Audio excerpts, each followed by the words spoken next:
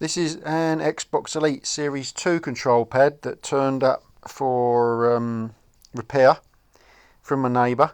He's dropped it in his dog's bowl with water in it, so he dried it out as best he could. I've worked on this particular one before, so it's the Halo Infinite Limited Edition 117. Let's go.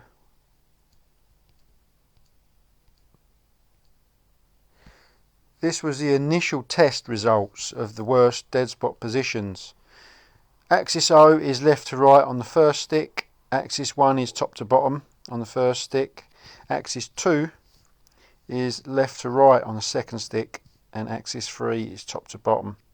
And the left side of each stick is the negative position, positive on the right sides, and the top is negative and the bottoms are positive.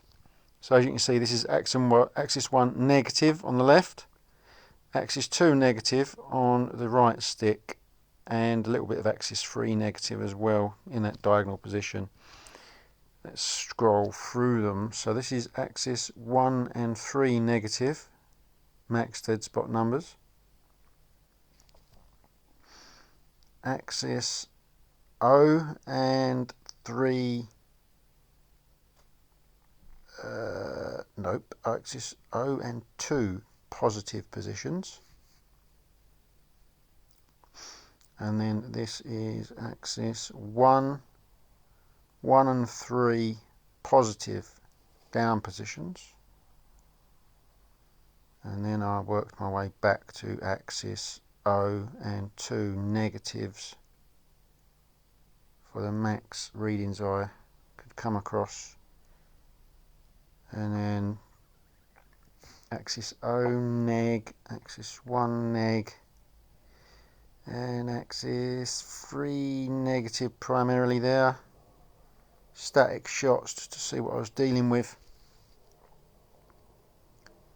And the front case has seen better days. It's lost all but 4 of the 13 case clips now, so it flaps around. So he's ordered, or he's going to order another one. And this is just the glue line of super glue where I tried to sure it up the first time round, and it's got a lot more cracks. It's got a crack through there to the face ring there, the stick ring, and a lot more cracks on cracks everywhere. And it's, that piece was a mystery piece at the time. I didn't know where that came from. What's that? Oh, that's the side on of all the cracks there. Bloody great chasm up towards that corner. I've now lost that corner post. As I say, a lot of them fell off because it's fragile or brittle. I think that was when I started to top up the glue and left it overnight. And again, tops up the glue, making sure I didn't glue in the face rings, because we're going to need them. We're going to have to retrieve those and put them in the new faceplate if and when it arrives. And that was a really, really big chasm. The only thing that's holding it together is the rubber face texture, I think. What are we looking at here? Right, yeah, this is the triggers. I think this might be the left trigger. There's the foam block on the right side of the screen, and there's the basic plastic trigger stop. It's to stop the trigger from flying forward once it springs back out.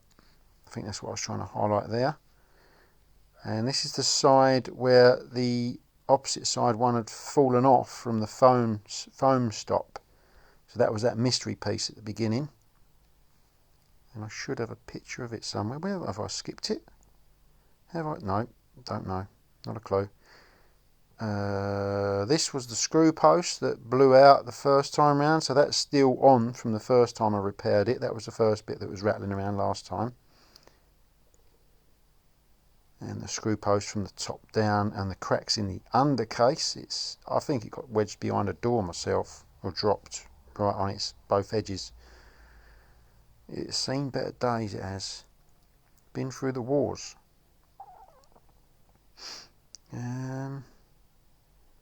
I appear to have lost a photo. Maybe it'll turn up. And these are the bar magnets that hold the paddles on. The bar magnets with the little red lines on them. They hold the pedals, the back pedals on, the 4 pedals. The holes were very loose on them, starting to get diagonal presses and non-responsive. But what I was trying to highlight here is, I was trying to find out how much space I've got to get trim pots on there for correcting stick drift. With the bar magnet sits directly centre of that little metallic foam sponge there, so top to bottom of screen. So I couldn't put the trim pot on the foam side, so I had to go the opposite side. But then you've got them 3 terminals there, centre screen, which is the transfer power board to the 3-pin puck that it sits on. The Elite Series 2 pad sits on a power puck for charging, so I had to put the trim pot about there, if that's showing up on screen. Yep. And then I moved this off to put one about there. What we got? Right, and this is the other side, working out how much space I've got on the other side, which is all you've got to remember there is you've got to avoid the trigger once it arcs down with that circle magnet in the back. You don't get in the way of that because you won't get 100% push or trigger pull even. That worked out fine.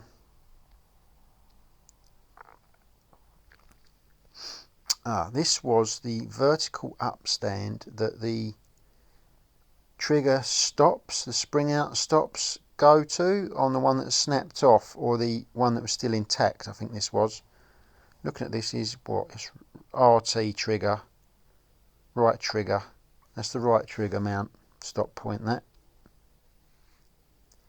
And that was the right trigger that was broke. Was it? Yeah, right trigger. And the right trigger piece snaps off. That was that floating piece. Can't glue it back on because the 2 little bits on there are only like 1.5 mm, 2 mm wide. And it's just so brittle, and it's the wrong type of glue, super glue, for that sort of thing. I didn't want to glue it to the motor housing. You're better off just getting a replacement RT if you can come across one. It's not crucial because it still had the foam pad. So that was the left trigger. That's what they should look like when they're intact. And I took the battery bay apart, and there was a slight amount of moisture still in there. There's hardly any moisture in it whatsoever that I could find. And this was the result of my first trim pot, 1 million ohms resistance, 1.6 that is. Trying to find how much space real estate I had, and I thought, right, well, I'm going to go like that because I don't want to go too close to that copper pad on that right side there, and I don't want to be right in the way of that bar magnet if it's going to sit too low. So you can't really do a double trim pot method on whatever that stick is. Right stick that is, I think, from memory. But you don't need to go any higher than a 1.6, 1 million. In fact, the 2 million might have actually made it better, but it's just finding the space to solder it in. It's just non-existent. And that's what I mean by, you got the battery at the back. I had to tape the 3-pin terminal left top of the screen there. You can see him shiny. Tape that terminal onto the battery and then hold the battery tight onto them 3 terminals to test the thing, because I couldn't plug the power lead into it and then test it because it would turn off every time I tried to do it, which was a pain in the arse. So that's just holding things in place. It's diagonally sloped down towards the front of the pad there to that terminal. There's the front, I think, unless it's the back. I don't know what way I'm looking at it at the minute. That's what I mean by the slope with the screw hole there. That was the other point underneath that screw hole where I thought I might be able to get a trim pot, but I think it would have clashed with the screw head myself.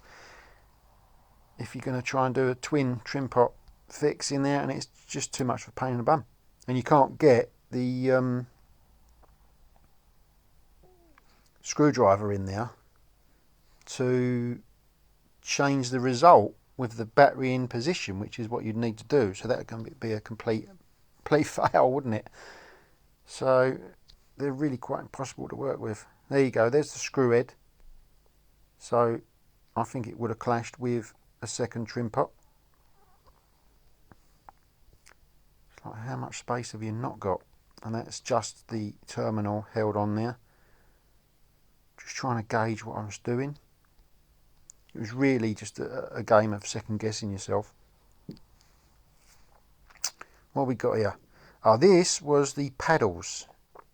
Because this is such an old pad, the paddle hook pivot point, as they reach in and stick against the bar magnet, were all worn, and you can see that's diagonal there. It was giving inconsistent presses.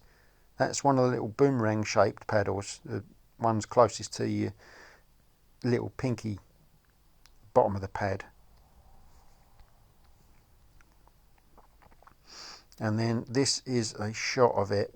So that there is a dent, you can see right there. That's a dent on the plastic rail. So the pivot was diagonally glancing and not giving consistent presses. Right, and this is the post that I think touches the board right next to the right hand stick, just for figuring out whether, there you go, I think that was that post there, the left white arrow, and then the right arrow is pointing to the base of the 3 pins poking through the board on the PCB that are soldered on of the analog stick, which I would need to work on to put a trim pot on there. I was looking for real estate and space, and I've put a little arrow where I think there's like a watermark there, where I think that plastic foot was sitting, just to see how close I could get and how much space I had to work with. Right, what we got? Oh, this was all 4 all 4 now in position where I thought they would work. That one there I think would be nice sail over because of the slope of the terminal to the battery that sits in this blue void. So that one's not an issue, even with the bar magnet going top to bottom on that foam pad there. And then it would be this side, which I can't even remember what stick that is now. What was it, upside down? Might be left stick. Yeah, no, I'm lost. Right, next. Yeah, that was left stick, wasn't it? Yeah, left stick, upside down, 1 million trim pots, and that's touching the board and it clears them. The result, the solution to the back pedals was cutting a piece of Kapton tape in a little U shape. Took the magnets out first, cut the Kapton tape to fit in there, pushed it in, stuck it home, and folded through the little pins, sticky tab pins, to thicken up that edge where it was dented. One before I'd stuck it through. I'd work to cut them little buggers. Once they're in, they're in. And I thicken the magnets up so it's left to right, sliding left to right was minimised to get it tight up against that pedal foot, so I'd try to stop it diagonally rotating as well. So that's 3 sides Kapton taped, and then the sticky bit at the bottom. That's both the holes prepped, and both the magnets in with the tape on them, making them slightly tighter left to right. and done. It worked, thankfully. And this was the last 4 pins left on there, I think I got to. And this was, I think I just glued it all up and left it overnight to do the test in the morning. And then the process of getting the battery to work and transfer power to the board, and then I poked the screwdriver through the sellotape holding it on the board to do all 4 trim pots. That was when I lost that corner leg, taking it off again to redo the settings, because the left stick in the negative position of axis 0 and 1 needed to be drawn towards the negative position because the faceplate was floating, because the 2 clips, that one and that one in that corner, were non-existent. Obviously you can't tilt the stick as far because it's got a gap under it, an air gap. So that's why the new faceplate is coming in. And that was that.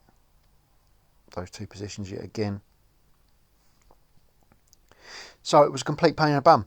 And this is the final result. You got your base average error 14.2 initial test, left stick.